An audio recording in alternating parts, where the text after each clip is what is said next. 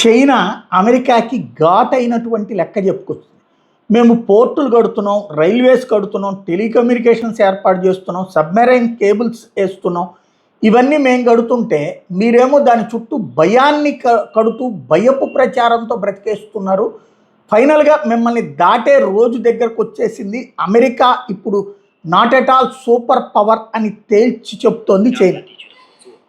特别是同发展中国家的合作，不是要拉拢谁、对抗谁，而是要共同捍卫世界和平，促进全球发展，维护国际秩序，共同构建人类命运共同体。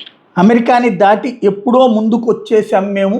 ఇంకా రాబోయే రోజుల్లో మరింతగా ముందుకు వెళ్ళబోతున్నాం తప్ప మమ్మల్ని ఆపగలిగిన శక్తి ఏదీ లేదు అని చెప్తోంది. ఇప్పుడు $30 ట్రిలియన్ ఎకానమీ అమెరికాదైతే $19 ట్రిలియన్ ఎకానమీ చైనాది కాబట్టి గర్వంగా చెప్పుకుంటోంది.